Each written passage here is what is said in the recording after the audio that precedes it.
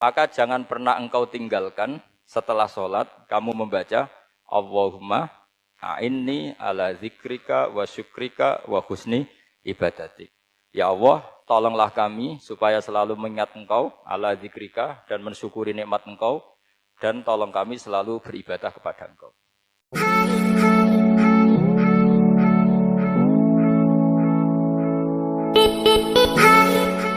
Maka jangan pernah engkau tinggalkan setelah sholat kamu membaca Allahumma a'inni ala zikrika wa syukrika wa husni ibadatik.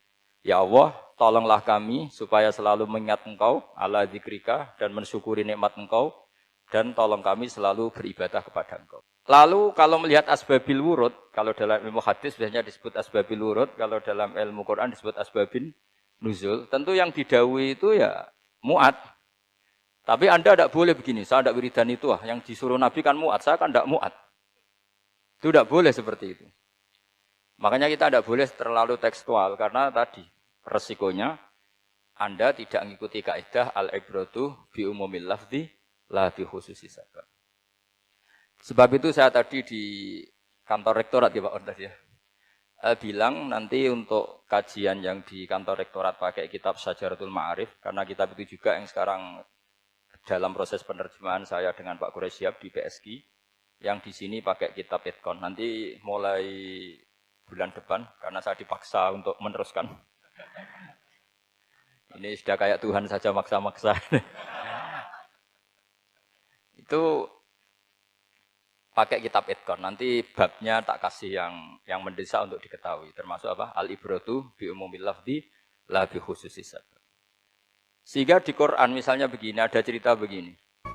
Nabi Isa itu bilang begini, saya ini siapa? Saya ini adalah orang, kata Nabi Isa, wa ja'alani mubarakan aynama kuntu. Saya adalah orang yang di mana-mana itu memberi berkah, memberi manfaat kepada siapa saja. Itu jelas tentang Nabi Isa. Tapi oleh ulama dikasih judul yang umum. Babu nafil ibad bikullil bilad.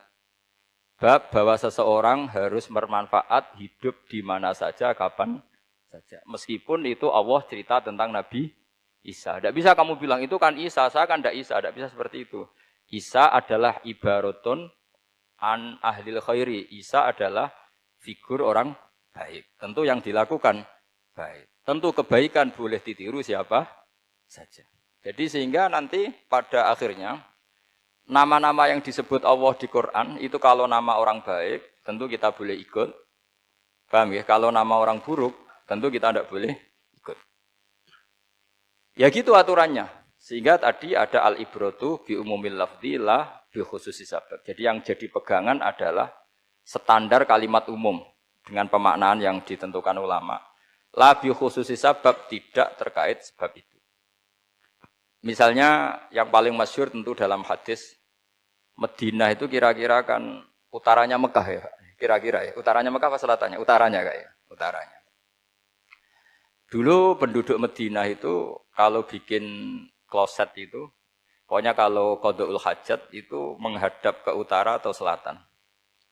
Terus kata Rasulullah, kalau kamu sedang qada'il hajat, sedang buang kotoran tuh jangan menghadap Ka'bah, juga jangan membelakangi Ka'bah.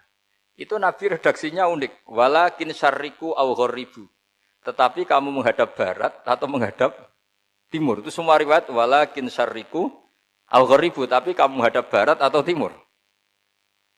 Nah, artinya apa? Kata syarriku aw gharibu adalah binisbat di ahli Madinah, karena orang Madinah posisinya di utara Mekah. Sehingga kalau menghadap utara atau selatan berarti menghadap Ka'bah atau membelakangi Ka'bah, dan itu tidak boleh dalam proses qada'il hajat, masbuk kotoran. Terus Nabi memerintahkan menghadaplah ke barat atau ke timur.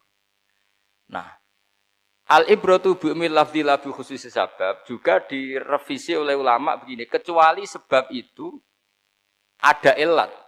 Maka kalau demikian yang dimenangkan ilatnya bukan teknya. Saya ulang lagi, yang dimenangkan ilatnya bukan teknya. Kayak tadi, di hadis itu kan Nabi ngintikan apa? Tetapi menghadaplah barat atau menghadap ke timur. Tentu orang Indonesia malah kalau itu kebalikannya. Orang Indonesia kalau ke barat atau ke timur kan malah menghadap Ka'bah atau membelakangi. Di sini pentingnya ijtihad. Dan ijtihad ini lazim, bukan harus Imam Syafi'i atau Imam Malik, semua orang normal pasti tahu proporsi kalimat tadi. Karena ada aturan al-hukmu yaduru ma'ilatihi wujudan wa adaman. Begitu seterusnya. Ini penting saya utarakan.